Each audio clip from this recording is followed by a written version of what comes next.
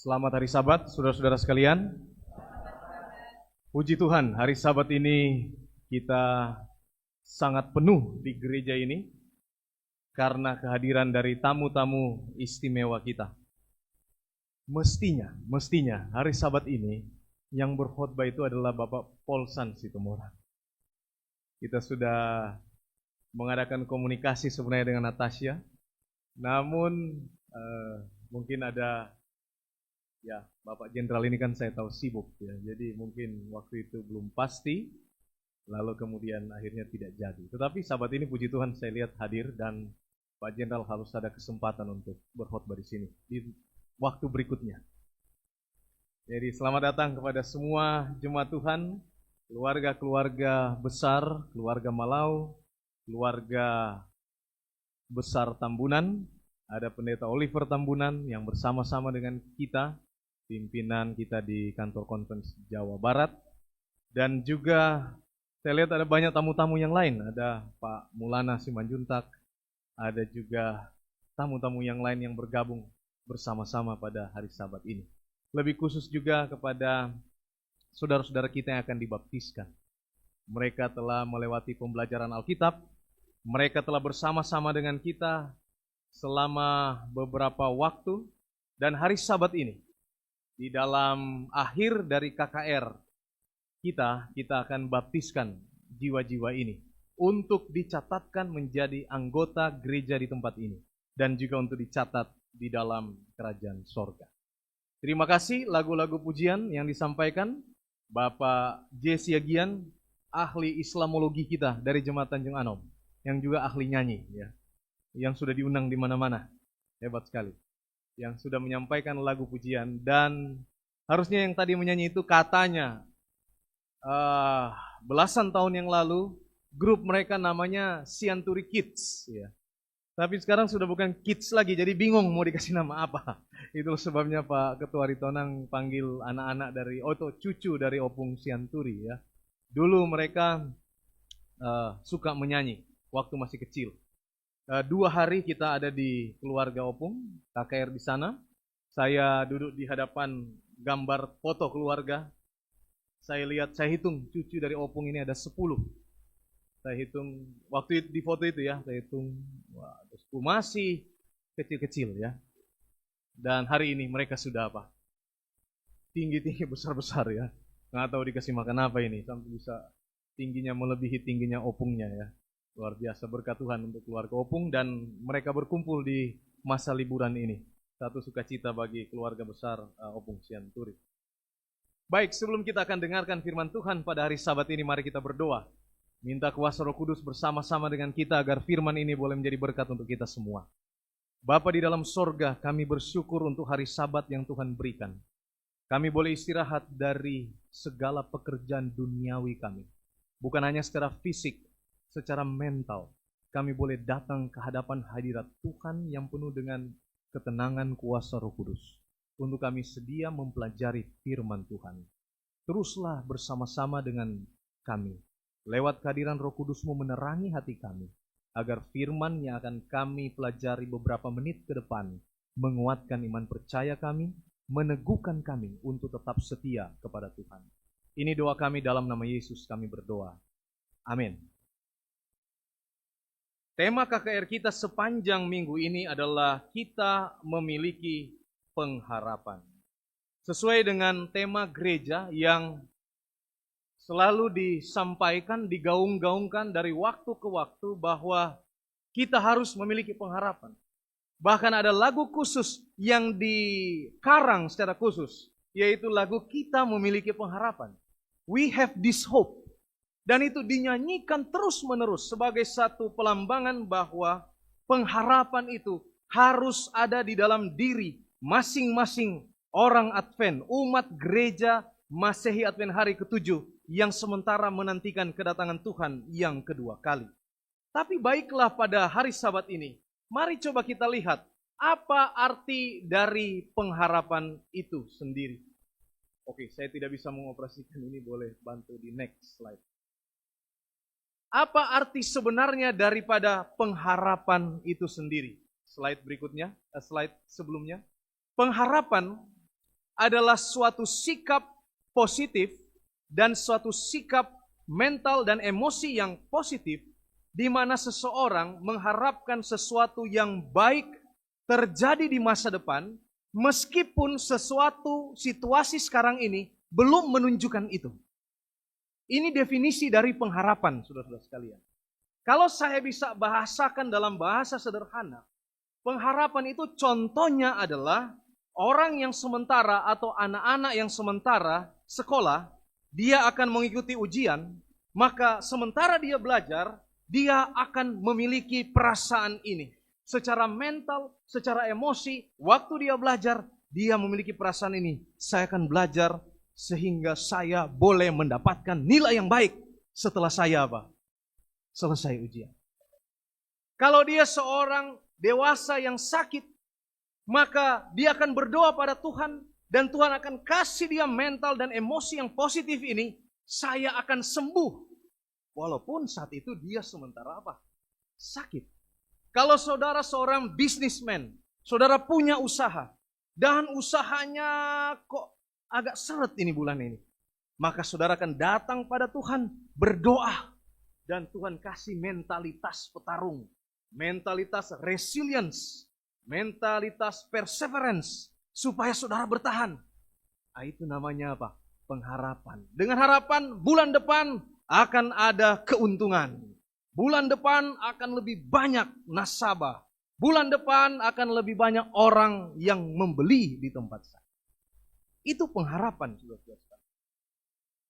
Tetapi Alkitab mencoba untuk memberikan kepada kita arti dari pengharapan itu bukan hanya sekedar kata pengharapan ini saja, namun dikaitkan dengan kata-kata rohani yang lain yang ada di dalam firman Tuhan. Saya ingin membaca pada hari Sabat ini, slide berikutnya, 1 Korintus 13 ayat 13. Saudara tahu ayatnya.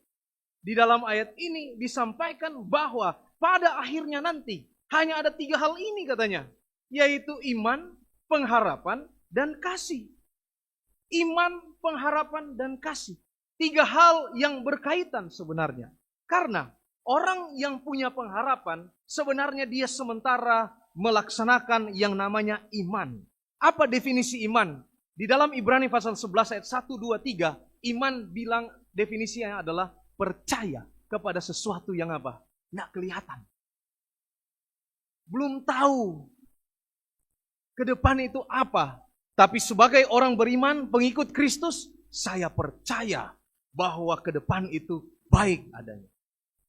Belum tahu apa yang terjadi di depan. Tapi di dalam iman sebagai pengikut Yesus, saya memiliki keyakinan yang kokoh, saya memiliki iman bahwa yang terjadi adalah yang terbaik untuk saya dan keluarga saya. Jadi ada hubungan yang erat antara iman, antara pengharapan, dan kasih. Kasih adalah saat di mana kita melakukan apa yang namanya ketika kita telah memiliki iman, ketika kita telah memiliki pengharapan, maka harus ada sesuatu yang keluar dari diri kita. Harus ada sesuatu yang kita bagikan, kita saksikan kepada orang lain, dan itulah kasih itu. Roma 15 ayat 13, firman Tuhan berkata, semoga Allah, sumber pengharapan, memenuhi kamu dengan segala sukacita dan damai sejahtera dalam iman kamu, supaya kamu beroleh kekuatan Roh Kudus, kamu berlimpah-limpah di dalam pengharapan. Saudara, ini kasih Tuhan Yesus Kristus. Kalau kita memiliki pengharapan, maka kita secara otomatis terhubung dengan pemberi pengharapan itu, yaitu apa? Tuhan. Dan ketika pengharapan itu diberikan pada kita, maka di hati kita, di pikiran kita, ada di sana sukacita, ada di sana damai sejahtera, dan ada di sana kekuatan dari Roh Kudus. Dan apabila kita sudah memiliki itu semua, kebahagiaan, sukacita, kekuatan, damai sejahtera, langkah berikutnya sebagai orang beriman, kita harus sharing itu kepada orang lain. Kita harus bagikan itu. Dan itu akan nyata di dalam kehidupan kita sehari-hari. Di rumah kita, atau di tempat pekerjaan kita, atau di masyarakat di mana kita tinggal. Saya menyaksikan, sudah berkali-kali saya menyaksikan keluarga Mas Adit yang akan dibaptiskan pada hari Sabat ini. Dia datang ke gereja, mereka datang untuk belajar dengan kami dan para mahasiswa dari Siantar. Karena melihat, mengalami kehidupan dari orang Advent, yaitu saudara Faber Simbolo. Karena mereka satu pekerjaan. Dilihat bagaimana orang Advent itu. Dilihat tabiatnya, dilihat tingkah lakunya. Lalu inilah yang kemudian didorong oleh kuasa Roh Kudus. Saudara kita ini mau datang ke gereja dan mau belajar akan firman Tuhan. Dan hari Sabat ini akan dibaptiskan menjadi anggota gereja Maslen hari ketiga. Saudara, ada hubungan yang sangat erat ketika kita berada di dalam agama ini. Kita mengamalkan ajaran agama ini. Ada hubungan yang sangat erat antara sorga, dunia dengan kita dan sesama kita apa? Sesama kita manusia. Dan kalau saya bisa ambil kata kuncinya adalah kita harus terus memiliki pengharapan. Tahun 2019 kita mengalami yang namanya COVID-19, pandemi. Semua orang takut bersosial, termasuk juga tidak mau datang ke gereja. Karena takut apa saudara-saudara sekalian? Takut apa saudara-saudara? Takut mati saudara-saudara sekalian. Sudah jelas itu, takut mati, takut terinfeksi dengan virus ini yang menyebabkan kematian. Dan kalau saat ini, di tahun 2025, kita masih ada, kita masih bisa ke gereja, maka kita adalah orang-orang yang terpilih, orang-orang yang kuat, yang terselamatkan oleh karena pandemi ini. Dan sekarang kita harus siap mengerjakan pekerjaan Tuhan ini. Kita harus lakukan yang terbaik untuk Tuhan. Karena Tuhan adalah sumber pengharapan yang telah memberikan segala sesuatu untuk kita. Yang telah memberikan kita kehidupan. Yang telah memberikan kita keselamatan. Yang telah memberikan pada kita keluarga yang baik. Suami, istri, anak-anak, orang tua. Yang telah memberikan kita pekerjaan, jabatan, rezeki. Dan gereja yang baik di mana kita boleh beribadah bersama-sama. Tuhan sumber pengharapan itu telah memberikan begitu banyak berkat pada kita. Apa respon kita terhadap berkat yang Tuhan berikan kepada kita? 1 Petrus 1 ayat 3 dan 4. Terpujilah Allah yang telah melahirkan kita kembali oleh kebangkitan Yesus Kristus dari antara orang mati kepada suatu hidup yang penuh pengharapan. Ketika saudara dan saya berjalan dalam kehidupan kita masing-masing, kita harus memiliki pengharapan di dalam hati kita. Karena kita sudah ditebus oleh Tuhan. Saudari Elizabeth yang akan dibaptiskan sebentar, telah ditebus oleh Tuhan. Tuhan mati untuk saudari Elizabeth. Tuhan yang sama juga menebus saudara dan saya. Kita harus penuh dengan keyakinan. Karena kita berkongsi, kita menyembah Allah di sorga sana yang tidak terbatas kuasanya untuk dicurahkan bagi saudara dan saya. Kalau pengharapan dunia ini sifatnya sementara. Pengharapan di dunia ini yang ditawarkan dunia ini sifatnya semuanya itu sementara. Sementara adanya. Artinya sementara itu sekarang ada, berikut bisa tidak ada. Itu namanya sementara. Artinya tidak konsisten. Tidak stabil dia ada di sana. Tapi pengharapan yang diberikan oleh Tuhan adalah pengharapan yang sifatnya kekal. Kekal lawannya adalah sementara. Perbedaan antara sementara dan kekal, kekal itu menetap, konsisten, tetap ada di dalam kehidupan kita. Jadi saudara-saudara yang kasih dalam Tuhan Yesus Kristus, kalau kita mau menjadikan Allah sebagai sumber pengharapan di dalam kehidupan kita, maka kita harus setia kepada Tuhan. Slide berikutnya. Ketika kita setia kepada Tuhan, maka pengharapan ini akan memberikan kepada kita kekuatan. Slide berikutnya. Kekuatan. Jadi pengharapan dari Tuhan memberikan kepada kita kekuatan. Tidak banyak orang, saudara-saudara sekalian, yang hidupnya bahagia dan enak. Rata-rata orang hidup ada persoalan dan masalah. Slide berikutnya. Dan satu-satunya alat untuk membuat supaya kita tetap enjoy di dalam hidup ini, di tengah-tengah banyak pergumulan. Kalau kita nggak mau sebut masalah, kita sebut tantangan di dalam hidup ini, entah di dalam pribadi, keluarga, pekerjaan, atau di apapun, kita harus terhubung dengan Tuhan. Tidak ada jalan yang lain.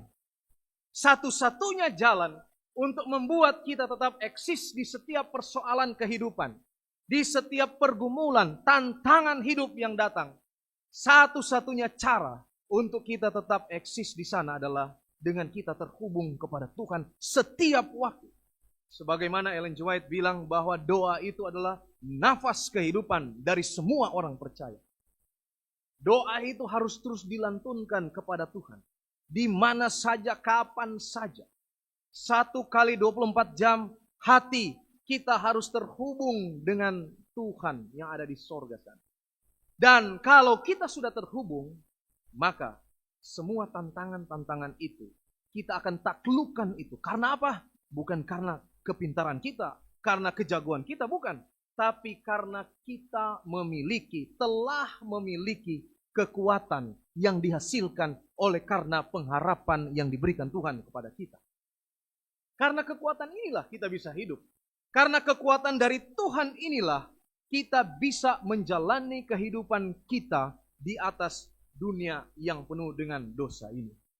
Yesaya 40 ayat 31, tetapi orang-orang yang menantikan Tuhan akan mendapat kekuatan baru. Kita bersyukur nama agama kita, organisasi kita adalah Gereja Masehi Advent Hari ke-7. Satu kata sebenarnya asalnya itu Advent. Gerakan Adventisme. Apa artinya Advent? Advent adalah orang yang menanti-nantikan kedatangan Kristus yang kedua, Pak, yang kedua kali. Dan janji Tuhan di dalam Yesaya 40 ayat 31, tetapi orang-orang yang menanti-nantikan Tuhan mendapat kekuatan yang baru. Jadi saudara dan saya sudah pasti akan terus mendapatkan kekuatan baru dari Tuhan di dalam kehidupan kita. Apapun pergumulannya, apapun tantangannya, pasti Tuhan menyediakan kekuatan untuk kita. Dan jangan lupa, kalau Tuhan telah menyediakan kepada kita kekuatan, maka jangan lupakan ini. Bagikan pengharapan itu kepada orang yang ada di sekitar kita. Jadilah berkat untuk orang lain. Sampaikan kata-kata berkat untuk orang lain. Berikan kekuatan kepada mereka. Berikan doa kepada orang-orang yang lemah. Bantu, sharing sesuatu. Harus ada sesuatu yang keluar dari diri kita untuk memberkati community di mana kita berada. Karena dengan demikian, maka kita menjadi yang namanya terang dan garam dunia di mana saja kita berada. 1 Petrus 3 ayat 15. Siap sedialah pada segala waktu untuk memberi pertanggungan jawab kepada tiap-tiap orang yang meminta pertanggungan jawab dari kamu tentang pengharapan yang ada padamu. Saudara, Ellen White menuliskan kalau katanya kita di sorga nanti, ada banyak keanehan yang terjadi, tetapi ada 3 keanehan besar ketika kita sudah di sorga. Yang pertama, kita cari orang Bapak ini yang menurut kita selama di dunia ini dia sangat setia. Kita cari, kok nggak ada? Tanya sama Tuhan Yesus, Tuhan kenapa Bapak ini nggak ada di sini? Kenapa Ibu ini nggak ada di sini? Saya melihat dia di dunia ini sangat setia. Tuhan buka layar, disampaikanlah Bapak ini atau Ibu ini. Inilah jalan kehidupannya. Yang kurang lebih ada banyak dosa-dosa yang dilakukan oleh Bapak ini atau Ibu ini yang tidak kelihatan. Tiba-tiba kita berjalan ke tempat yang lain, itu adalah keanehan yang pertama atau keterkejutan yang pertama. Yang kedua, kita berjalan-jalan lagi di tempat yang lain lalu kita lihat ada bapak atau ada laki-laki atau ada perempuan yang menurut penilaian kita secara manusia, dia tidak pantas ada di tempat ini. Lalu kita datang lagi pada Tuhan. Kita tanya lagi sama Tuhan, Tuhan, kenapa laki-laki itu, kenapa perempuan itu ada di sini? Secara manusia saya melihat dia di dunia, dia tidak layak ada di sini. Oh Tuhan dengan begitu baik, membuka lagi apa? Disampaikan, oh ini kehidupan dari orang.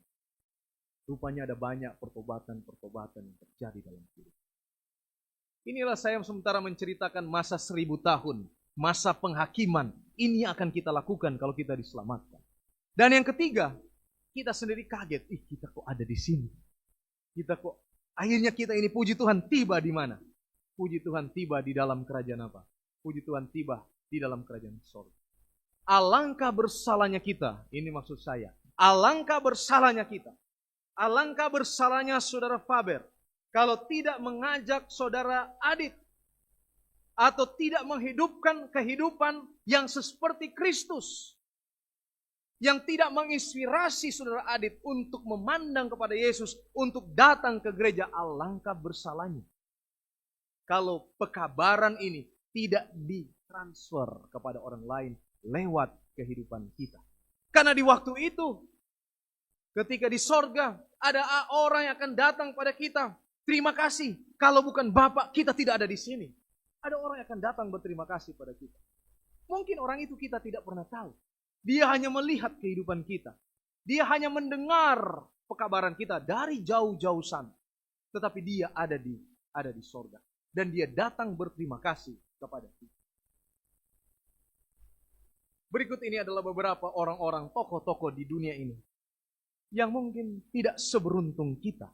Tetapi Tuhan berkarya luar biasa dalam kehidupan mereka. Karena mereka memiliki pengharapan. Nick Vujicic, dia bilang begini, pengharapan mengalahkan keterbatasan fisik. Orang ini dilahirkan tidak punya tangan, tidak punya lengan tangan, dan tidak punya kaki. Harusnya ada banyak pergumulan mental yang akan dialami oleh orang seperti ini. Tetapi Tuhan memakai Nick menjadi berkat motivator rohani di seluruh dunia ini. Dia berpindah dari satu panggung ke panggung yang lain. Dari satu negara ke negara yang lain. Untuk menyampaikan seminar-seminar motivasi secara rohani. Pengharapan mengalahkan keterbatasan fisik. Jadi tidak ada alasan saudara-saudara sekalian. Bagi kita yang punya tubuh yang lengkap untuk kita tidak setia kepada Tuhan. Orang yang seperti ini saja Tuhan kasih privilege khusus untuk menjadi motivator terkenal di dunia. Tokoh berikutnya Nelson Mandela. Pengharapan mengalahkan rasa takut di balik jeruji penjara. Saudara tahu Nelson Mandela di penjara berapa tahun, saudara-saudara?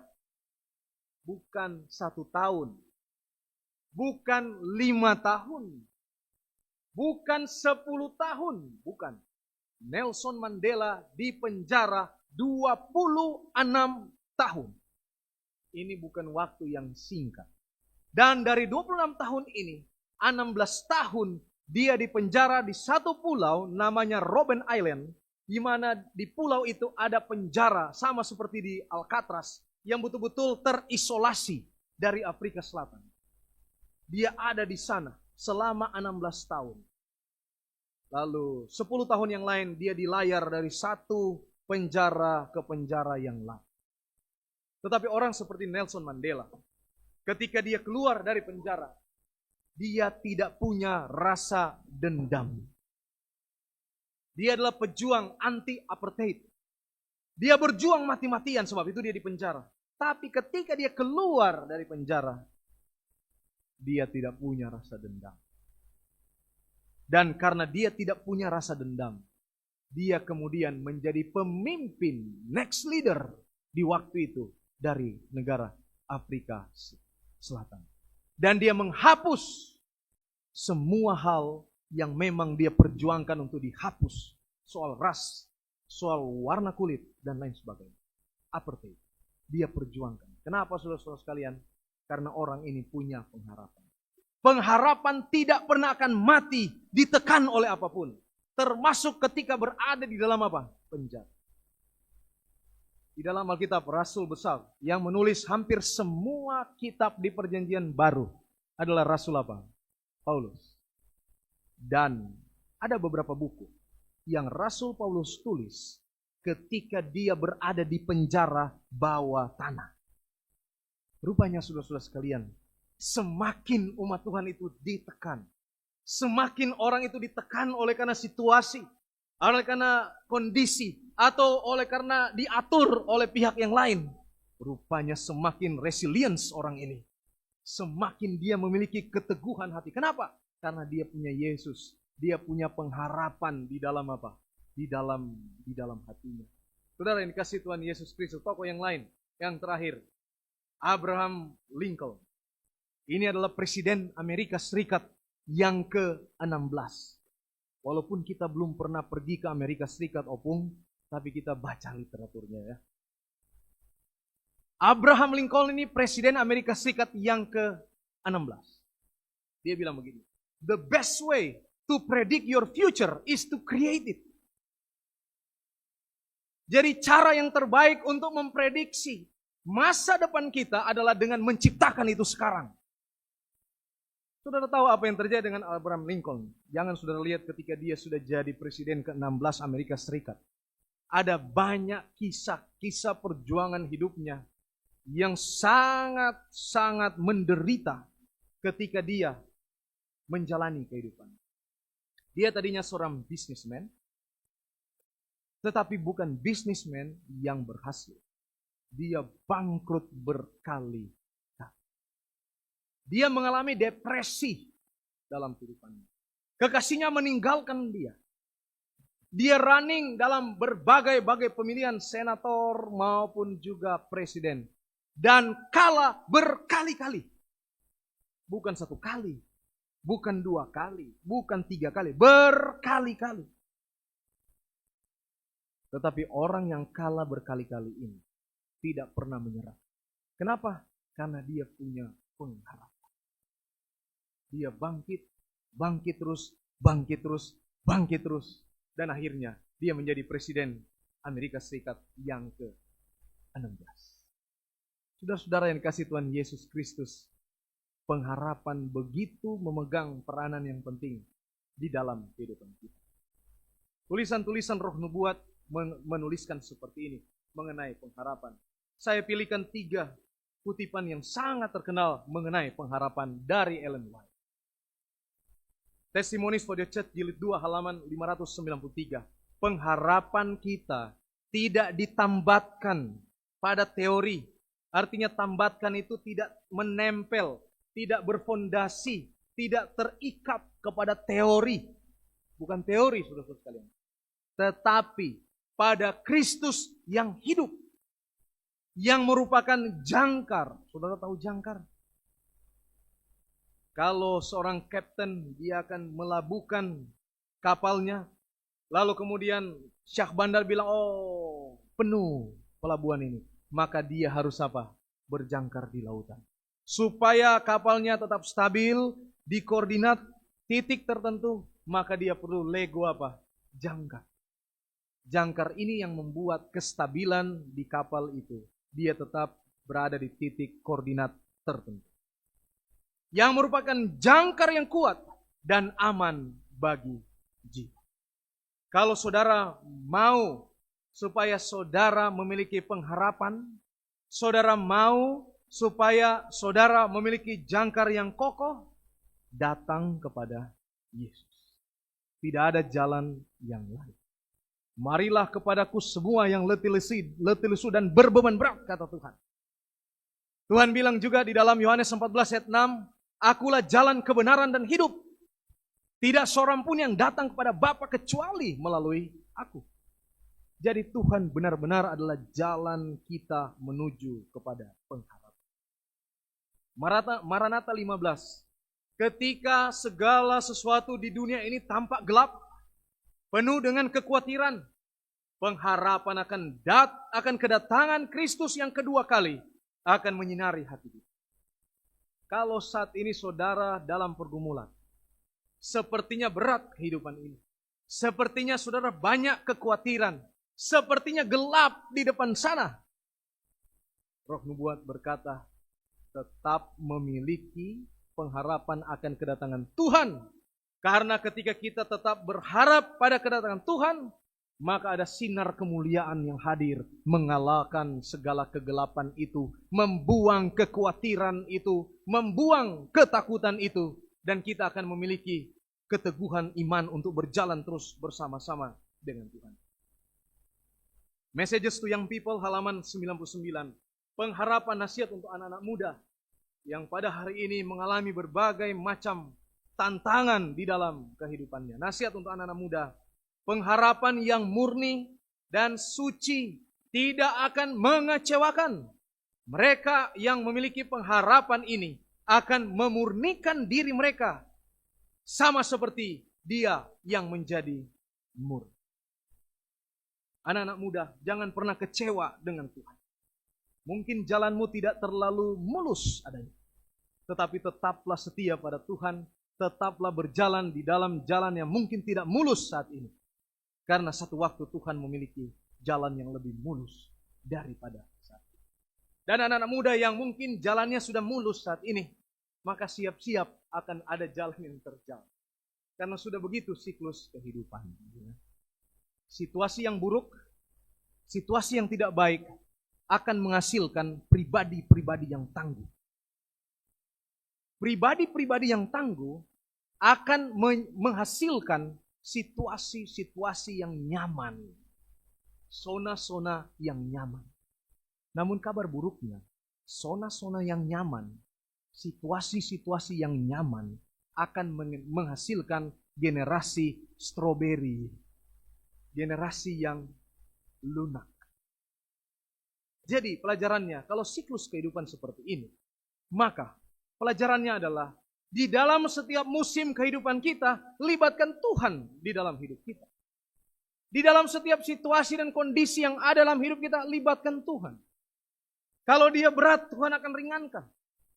Kalau dia ringan, Tuhan akan mampukan kita untuk tetap memiliki hikmat dari sorga, kebijaksanaan untuk menjalani kehidupan ini sesuai dengan rencana dari Tuhan. Saudara-saudara yang dikasihi oleh Tuhan Yesus Kristus, kesimpulan dari khotbah kita pada siang hari ini adalah pengharapan Kristen itu bukan hanya sekedar bahwa segala sesuatu akan baik-baik saja. Oh, baik-baik semuanya. Bukan sekedar hanya sampai di situ. Tapi lebih daripada itu, pengharapan kita adalah keyakinan yang pasti. Karena kita percaya kepada Allah yang tidak pernah gagal. Yesus adalah sumber pengharapan kita. Dia adalah pengharapan kita. Kenapa kita harus percaya kepadanya? Karena dia telah membuktikan pada hari yang ketiga dia bangkit dan dia mengalahkan kuasa kegelapan. Dan kepadanya lah kita menggantungkan masa depan kita. Kita tahu masa depan yang aman, yang terbaik ada di tangan kita. Kita harus tetap memiliki terus pengharapan di dalam kehidupan kita. Saya bawa dalam nama Yesus. Amin. Tuhan memberkati.